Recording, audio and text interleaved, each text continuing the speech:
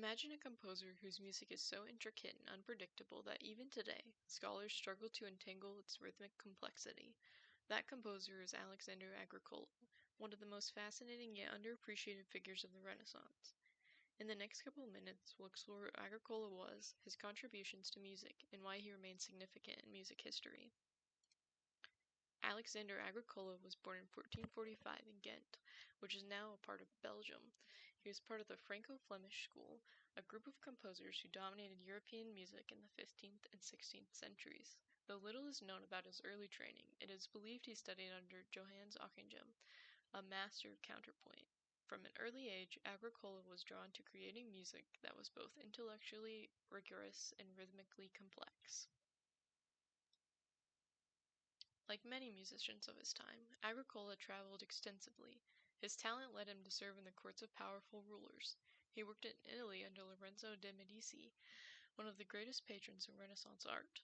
Later he joined the court of the Holy Roman Emperor Maximilian I, where he composed sacred and secular music alike. These travels exposed him to various musical traditions, allowing him to blend Burgundian counterpoint with Italian melodic styles. So what made Agricola's music special? Unlike some of his contemporaries, who preferred smooth, flowing melodies, Agricola was known for his rhythmic unpredictability and dense counterpoint. His compositions feature overlapping melodies, syncopations, and unexpected pauses, techniques that gave his music a restless, dynamic quality. He wrote both sacred and secular pieces, demonstrating remarkable versatility. Now, we'll listen to a couple examples of his pieces. First is the Credo from Missa in Mein Sinn. Credo in idem Deum,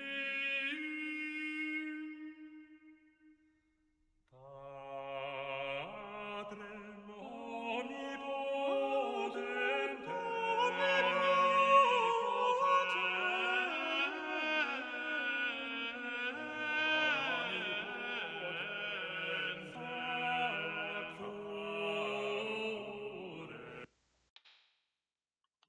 Okay. Next.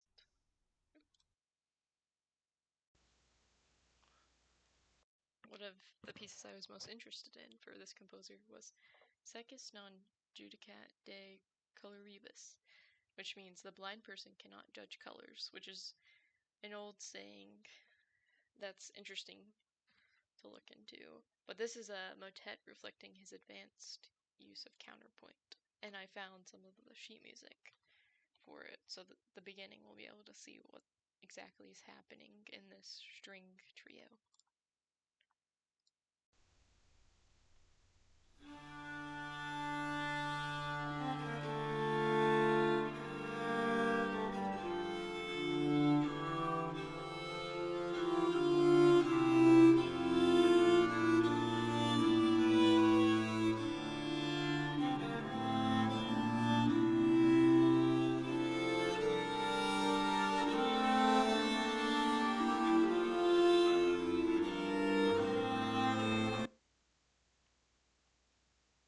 Okay, and for the third and final listening example, we have a secular chanson that demonstrated his lyrical and expressive style called Sones Muses Melodiosment.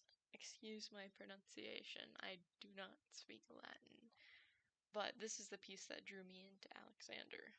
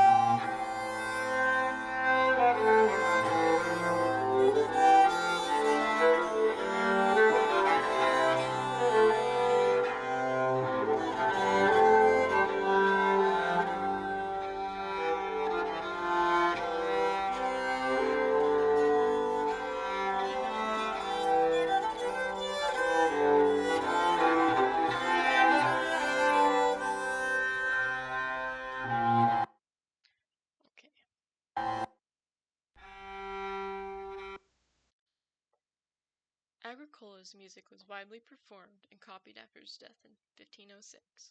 He was a contemporary of Josquin des Prez, one of the most famous Renaissance composers, but Agricola's style was more unpredictable, sometimes even chaotic. His music serves as a bridge between the late medieval rhythmic complexity and the smooth polyphony of the High Renaissance. Although he isn't as well known today, musicians and scholars still study his compositions for their unique approach to rhythm and melody. In conclusion, so why should we remember Alexander Agricola? Because he pushed the boundaries of what was possible in Renaissance music. He dared to experiment with rhythm, structure, and counterpoint, making his compositions stand out even among the greats of his time. His work reminds us that innovation and complexity can leave a lasting impact, even if history doesn't always put a spotlight on them. Thank you for listening.